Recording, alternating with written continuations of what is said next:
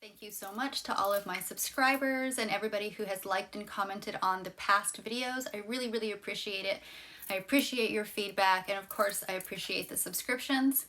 If you're new around here, I'm Birdie Galaxy. This is the Lunatic Fringe, and I do new moon and full moon horoscopes with tarot iconography to illustrate the zodiac. In this video, we will be discussing the Capricorn full moon, which takes place on July 3rd. Because it's a full moon, that means it is opposite of the sun, which is in Cancer. So this is going to be a Capricorn Cancer experience. So your rising sign determines which house is your Capricorn house and which house is your Cancer house. If you don't know your rising sign, there are many sites that you can look that up on. Just do a quick internet search for rising sign. You will need to know your birth date, birthplace, and specifically birth time in order to figure out your rising sign. So let's get into this.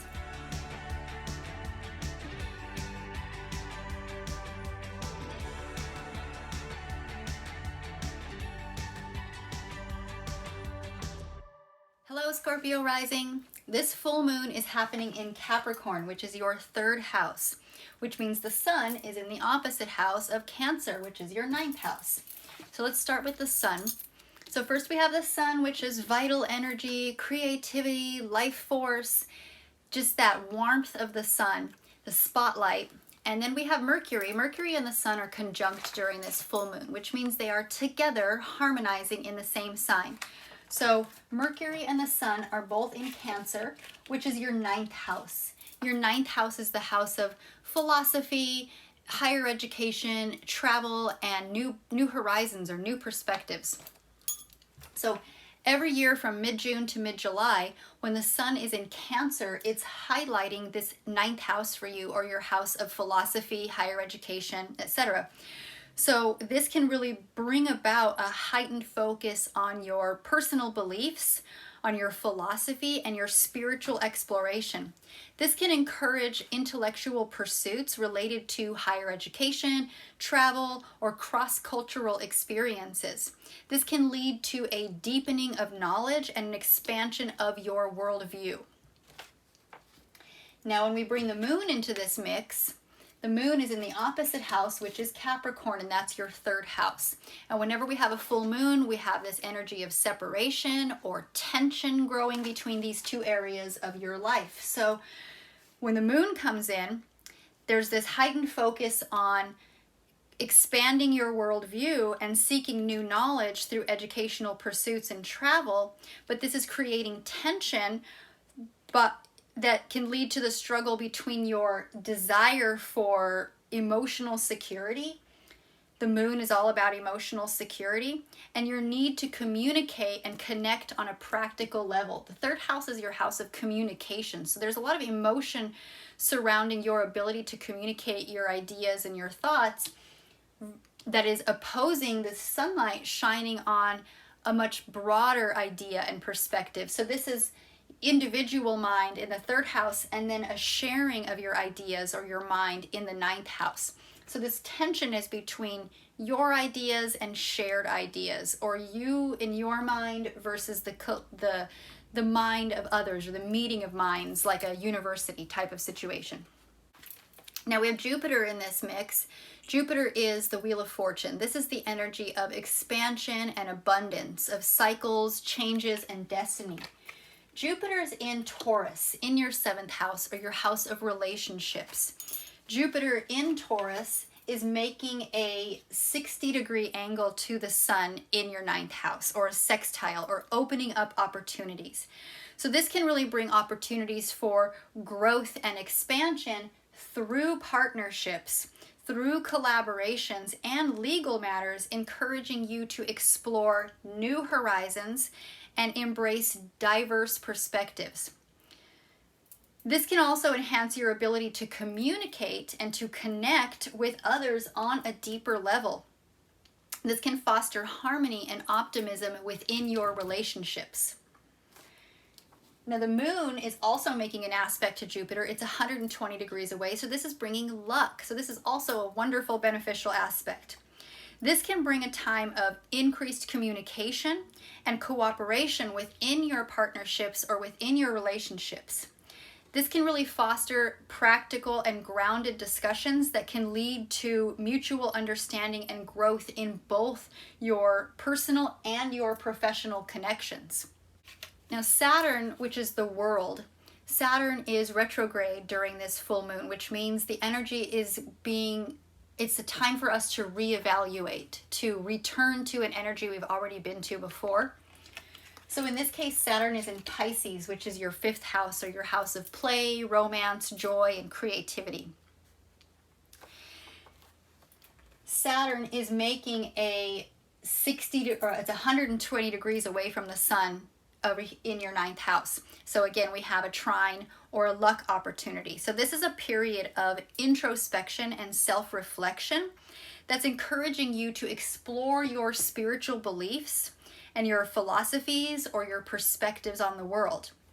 This can also really support a disciplined approach to your creative pursuits. Saturn's bringing its discipline and structure to the house of creativity. And this can prompt you to reevaluate your artistic endeavors and to find practical ways to bring that vision to life. There's a desire here to express yourself creatively, and Saturn is saying this reevaluation of this disciplinarian energy is telling you more discipline, more structure, more boundaries is what's going to get you to be able to creatively express yourself and to bring those visions out to the world. The moon's also making an aspect to Saturn. It's 60 degrees away. So here again, we have a sextile. We have more doors opening, more opportunities. So this is bringing a heightened focus to, this may bring a focused and disciplined approach to your communication. So this could really be a time of practicality and structure blending harmoniously with creativity and with your pursuit of pleasure. So this can result in a balance of your productive use of your talents and your ideas, Scorpio. This is a time of finding that balance between your own ideas and sharing your ideas on a broader level with a more philosophical and higher education situation, or sharing your ideas with other people, with other perspectives from other cultures or other countries. There's some expansive opportunity going on in your relationship sector. Now, this doesn't necessarily have to be a romantic relationship. It can be a business partnership or even a best friendship.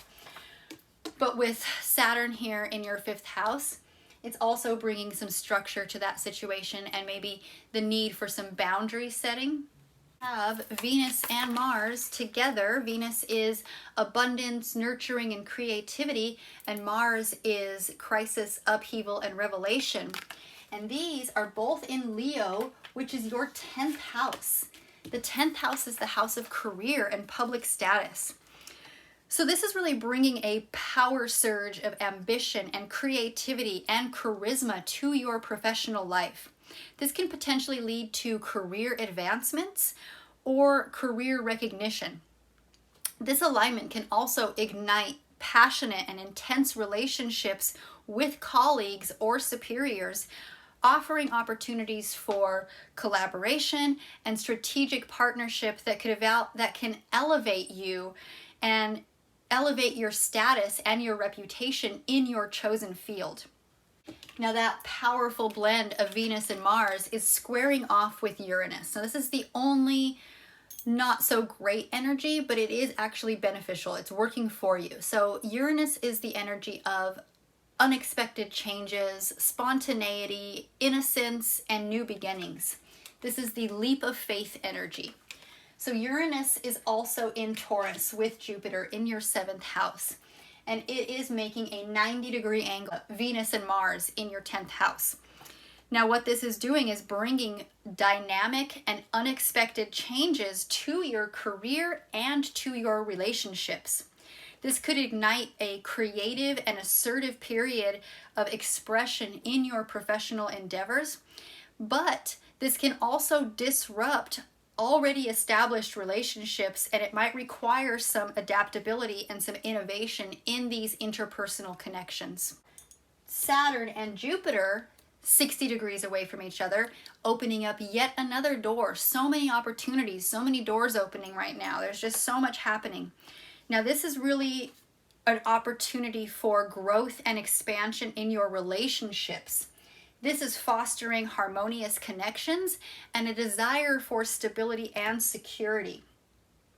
This can really bring a period of introspection and reevaluation in your creative pursuits, and it can potentially lead to a more disciplined approach and a deepening of your artistic expression, as well as your romantic expression. Scorpio, we have Neptune at home in Pisces. Now, Neptune is the energy of surrendering, of letting go, and of major spiritual growth. So Neptune is also in Pisces in your 5th house, and Neptune rules Pisces, so it's at home, and it's also enhancing that Piscean, watery, dreamy energy in this house of romance and creativity and fun and pleasure. Pluto is just a house over in your 3rd house. Now, Pluto is judgment. This is power. This is extreme transformation. Pluto is back in Capricorn, back in your 3rd house. Now, it had briefly dipped into Aquarius. It will go back into Aquarius next year, where it will stay for 20 years. But for now, Pluto has made its way back into Capricorn, back into your 3rd house, and it's retrograde, so it is an opportunity to return to an energy that we've been to before. So what this is doing in your 3rd house is bringing a profound and imaginative influence to your creative pursuits and to your self-expression. This is enhancing your ability to tap into deeper emotional and spiritual realms. This can really facilitate transformative communication and intellectual exploration, allowing for that exploration of hidden truths. Pluto likes to reveal things that have been hidden, and profound insights in your personal interactions and in your learning experiences. Now, the 3rd house is also the house of the relationship you have with your siblings or cousins or people on that tier of the family tree. Not your parents, not your children, not your aunts and uncles, but your siblings and your cousins. So there's a lot going on here, Scorpio, with your relationships, with your career, with how you share your ideas and your philosophies and your values with the world. This is about you and your mind and your ideas, as well as how you express yourself creatively and your ability to get that creative, artistic endeavor out into the world, and reminding you that you need to have discipline and structure and boundaries in order to get that to fruition. Thank you so much for making it to the end of the video, and I'll see you in the next video. Bye.